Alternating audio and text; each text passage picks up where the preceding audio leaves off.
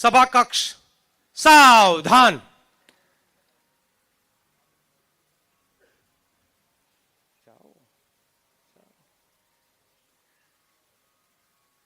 Cap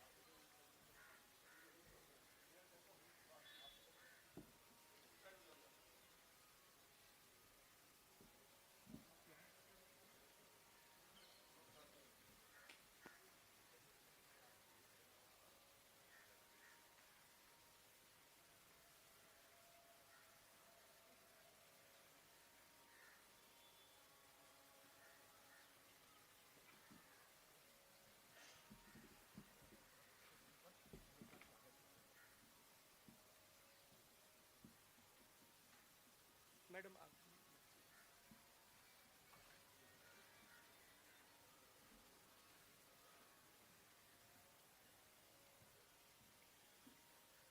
जगह की वजह से दो लोग आगे दो लोग पीछे यहाँ पे होना है आपको और वेणु जी सबको बोला यहाँ वेणु जी और गोलिया नहीं अभी और आगे ये वाली लाइन में हाँ।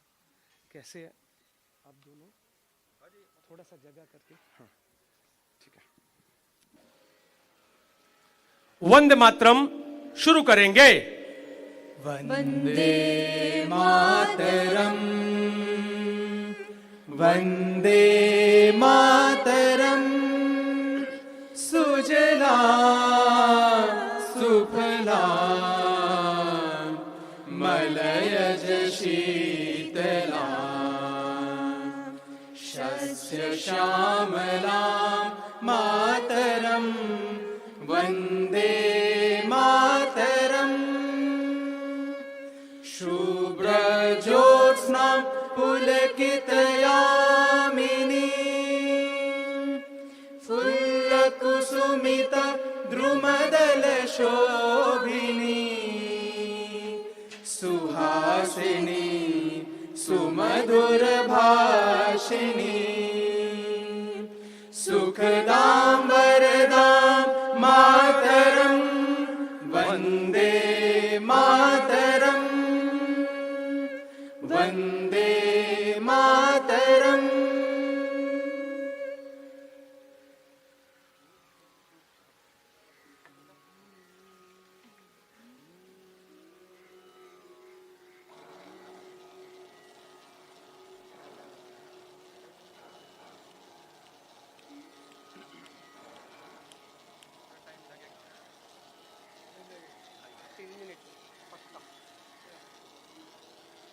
We tried तो खर्चा बहुत ज़्यादा था तो अभी इस बार चलाएंगे नेक्स्ट टाइम से छोटा पोल आगे लगा था उस पर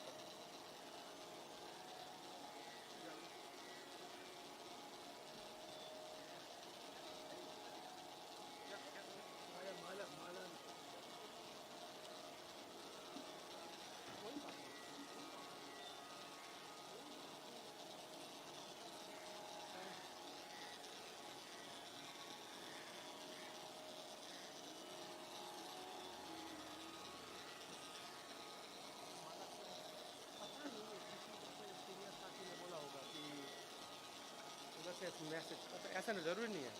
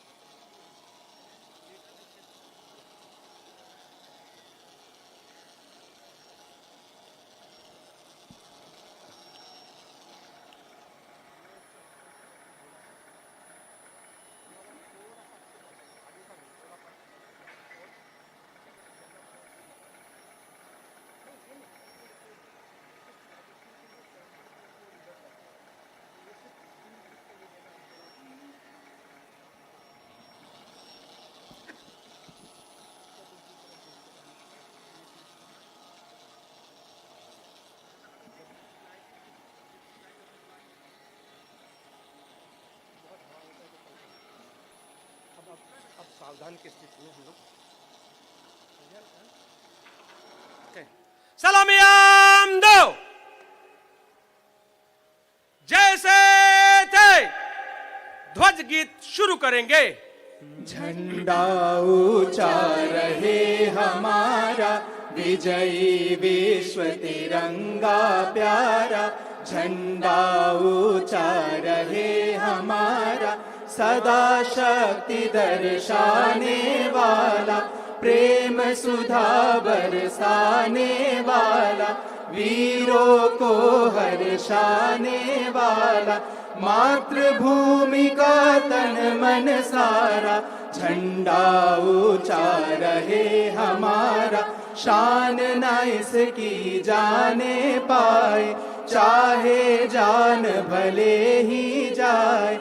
विश्व विजय करके दिखलाए, तब होए प्रण पूर्ण हमारा। झंडा ऊंचा रहे हमारा, विजयी विश्व तिरंगा प्यारा। झंडा ऊंचा रहे हमारा। परेड विश्राम।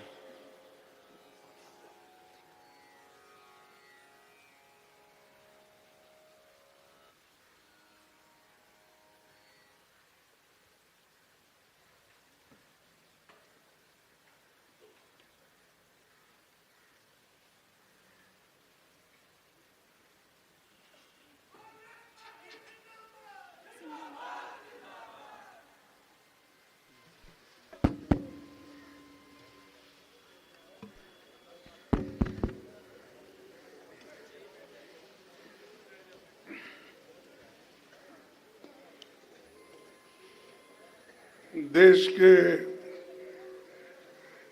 सभी कांग्रेसजनों को कांग्रेस के स्थापना दिवस पर हार्दिक बधाई देता हूं। आप सभी को नए साल की भी अग्रिम बधाई। 28 दिसंबर 1885 को मुंबई में कांग्रेस की स्थापना हुई थी। तब से 62 सालों तक करोड़ों कांग्रेस जनों ने अंग्रेजों से संघर्ष किया, त्याग किया, बलिदान दिया और जेलों में मुश्किल यातनाएं सही। तब कहीं देश को आज़ादी मिली। मैं आज कांग्रेस के सभी निर्माताओं और स्वाधीनता सेनानियों को श्रद्धांजलि देता हूं। संविधान और मजबूत लोकतंत्र की स्थापना करने वाले नायकों को नमन करते हुए कहना चाहता हूं कि उनके सपनों के भारत के लिए कांग्रेस हर संभव प्रयास जारी रखेगी। साथियों, ये कांग्रेस का सौभाग्य रहा कि देश की सभी प्रमुख हस्तियां कांग्रेस से जुड़ी रही है। राष्ट्रपिता महात्मा गांधी जी के नेतृत्व में कांग्रेस के झंडे तले किसानों, मजदूरों, महिलाओं और गरीब तबकों के लोग जुड़े हुए थे और लड़ते रहे। आज़ादी के पहले ही कांग्रेस ने मौलिक अधिकार का जो स्वरूप 1931 में बनाया था वो हमारे संविधान का हिस्सा बना। लेकिन आज संविधान और लोकतंत्र दोनों खतरे में है। देश के सर्वोच्च मूल्यों जैसे एकता, अखंडता, धर्मनिरपेक्षता और सामाजिक न्याय की रक्षा के लिए महात्मा गांधी जी, श्रीमती इंदिरा गांधी जी, राजीव गांधी ने शहादत दी। साथियों, 2025 में 25 का वर्ष महात्मा गांधी के कांग्रेस अध्यक्ष बनने की ये शताब्दी है और सौभाग्य से वो बेलगाम में अध्यक्ष चुने गए कर्नाटक राज्य से। संविधान को स्वीकार किए जाने के ये 75वां वर्ष है। वंदे मातरम का 150वीं जयंती है और 2026 का वर्ष दादा भाई नौरोजी का 200वीं जयंती है। सरोजिनी नायडू के कांग्रेस अध्यक्ष बनने का शताब्दी वर्ष है। झंडा ऊंचा रहे हमारा गीत की भी शताब्दी है। ये गीत दिसंबर 1925 में कानपुर कांग्रेस अधिवेशन में पहली बार गाया गया था। साथियों, 1947 में भारत की आज़ादी के आसपास दुनिया के कई देश आज़ाद हुए। कुछ देश विफल रहे तो कहीं तानाशाही छा गई। केवल भारत ऐसा है जहां लोकतंत्र जीवित है। कांग्रेस के महान नेताओं के कारण भारत दुनिया का सबसे बड़ा लोकतंत्र बना। हमारे नायकों ने विजन के कारण भारत खेती बाड़ी, अंतरिक्ष, परमाणु और कई रणनीतिक क्षेत्रों में दुनिया में सम्मान के साथ खड़ा हुआ। कांग्रेस की लंबी सत्ता के दौरान देश की तस्वीर बदलने वाले ऐतिहासिक काम हुए। हरित क्रांति, श्वेत क्रांति से लेकर संचार और सूचना क्रांति, ऑटोमोबाइल क्रांति आई, आर्थिक उदारीकरण का दौर आया। चाहे शिक्षा की बात हो, आईटी सर्विस हो या दूसरे क्षेत्र में दुनिया में भारत ने एक छाप छोड़ी है। ये सब कांग्रेस की बड़ी उपलब्धियां हैं और इसीलिए आज देश इस स्थिति में आने के लिए एक उपलब्धि कर दी है। मैं ये याद दिलाना चाहूँगा कि सोनिया गांधी जी के अध्यक्ष काल में यूपीए सरकार में नागरिकों के अधिकारों की रक्षा का दायरा और बढ़ा। डॉक्टर मनमोहन सिंह के प्रधानमंत्री काल में हक हकूक आधारित अप्रोच के तहत कानून बने। RTI, RTE, food security, MNREGA, forest rights और भूमि अधिग्रहण जैसे ऐतिहासिक कानून बने जिसको दुनिया ने तारीफ की। कांग्रेस की सोच हमेशा समाज को आगे ले जाने की रही है। आज़ादी के आंदोलन में महात्मा गांधी जी ने कांग्रेस को सामाजिक सुधार, छुआछूत के विरोध, आर्थिक स्वावलंबन, बराबरी के अधिकार, सांप्रदायिकता के विरोध जैसे मसलों के लिए तैयार किया। कांग्रेस को रचनात्मक कामों से जोड़ा। कांग्रेस की सोच हमेशा बड़ी थी, लेकिन पिछले 11 वर्षों में मोदी सरकार ने कांग्रेस द्वारा बनाए गए संस्थानों को कमजोर किया जा रहा है। राष्ट्रीय संपदा के साथ जल, जंगल और जमीन खतरे में आज आई है। आरएसएस, बीजेपी के नेताओं ने देश का संविधान, तिरंगा झंडा, अशोक चक्र और वंदे मातरम तक को नहीं स्वीकार किया। उनको समाज की प्रगति के लिए बनने वाले कानून से विरोध था। वे बलिदान और त्याग से हासिल जनता के अधिकारों को कुचलने में लगे हैं। जिनके पूर्वकों की फ्रीडम मूवमेंट में कोई भूमिका नहीं थी, आज जनता के अधिकारों को छीनने का काम कर रहे हैं।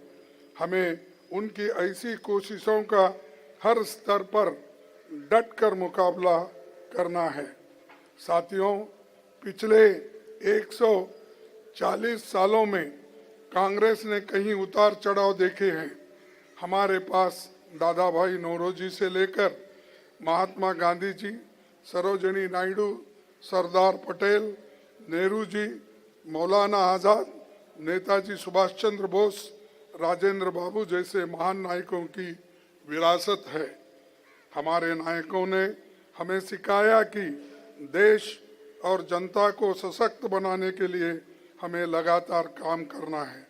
हमें अपने गौरवशाली परंपरा के अनुरूप सभ्य और शालीन भाषा में अपने विरोधियों को मजबूती से जवाब देना है। हमारे नायकों ने सत्य के रास्ते पर चलना सिखाया। हम उसी मार्ग पर चलकर विजय हासिल करेंगे। गांधी जी तो यहाँ तक कहते थे कि सत्य तब भी टिकता है जबकि उसके पक्ष में जनसमर्थन न हो। मैं और एक बार इसके लिए सत्य भी टिकता है जबकि उसके पक्ष में जनसमर्थन न हो, पर हमारे पास सत्य भी है और जनसमर्थन भी है। हाल में रामलीला मैदान की रैली में भारत जोड़ो यात्रा और भारत जोड़ो न्याय यात्रा जैसे कई मौकों पर देश की जनता ने विराट जनसमर्थन हमें दिया है। साथियों, पिछले 11 सालों में बीजेपी सरकार ने चंद पूंजीपति को फायदा पहुंचाने के लिए कई कानूनों को बदला। मनरेगा को नष्ट कर दिया जा रहा है। जल, जंगल और जमीन की लूट जारी है। सरकार फर्जी आंकड़ों से खेल रही है और सच छिपाने के लिए अभी तक सेंसस नहीं कराया जा रहा है। साथियों, आप सभी जानते हैं 2025 में महान नायिका इंदिरा गांधी जी के नाम पर ये भवन कांग्रेस का स्थायी दफ्तर बना।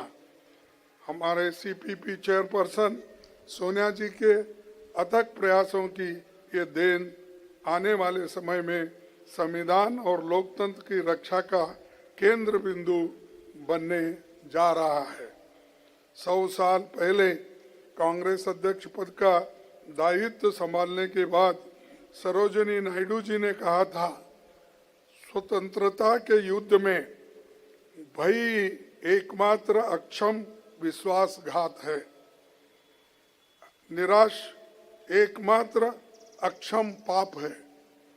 आज हम आजादी की छाव में हैं, पर उनकी बातें आज भी अहमियत रखती है और आज हम संविधान और लोकतंत्र को कायम रखने के लिए मनरेगा जैसे जनता के अधिकारों की रक्षा के लिए लड़ रहे हैं।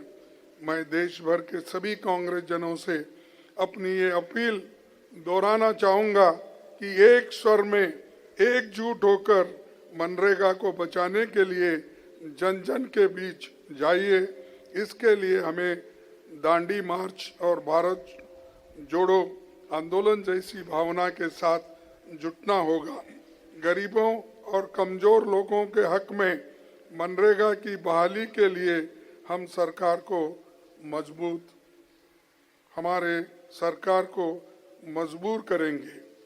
आखिर में आज स्थापना दिवस पर एक बात साफ कहना चाहता हूं।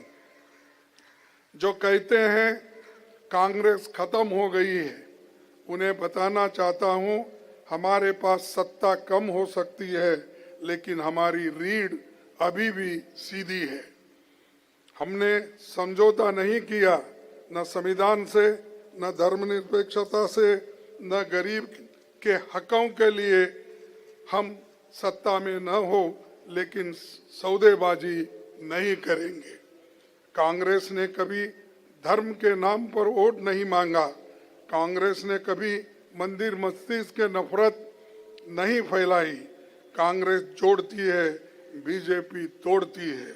कांग्रेस ने धर्म को आस्था ही रखा, पर कुछ लोगों ने धर्म को राजनीति बना दिया।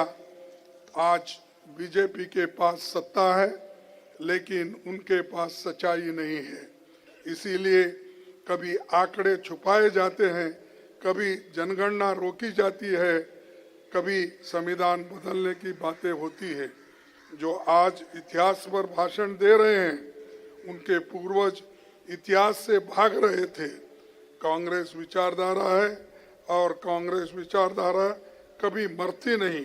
साथियों, इसलिए कहता हूं, ये लड़ाई चुनाव की नहीं है, ये लड़ाई भारत की आत्मा की है। और कांग्रेस ये लड़ाई इसलिए लड़ रही है क्योंकि अगर कांग्रेस नहीं लड़ेगी तो संविधान कौन बचाएगा, ये लोकतंत्र कौन बचाएगा। यही कहकर मैं अपने बात को समाप्त करता हूं। जय हिंद, जय कांग्रेस, जय संविधान।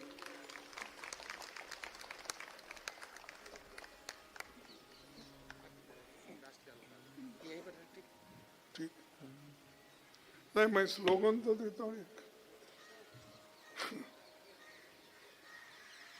जय हिंद,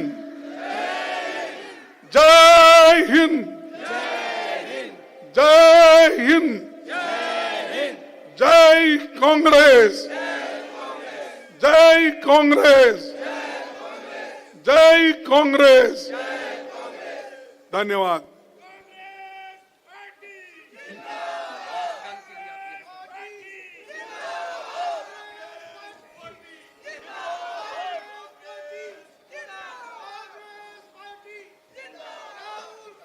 परेड, सावधान। राष्ट्रगान शुरू करेंगे। जन गण मन अधिनायक जय हे भारत भाग्य विधाता।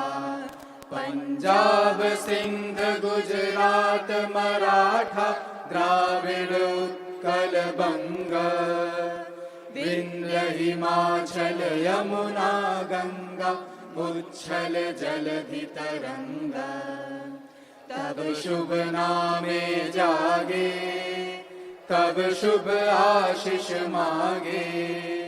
गाहे तब जय गाथा, जन गण मंगलदायक जय हे भारत भाग्य विधाता।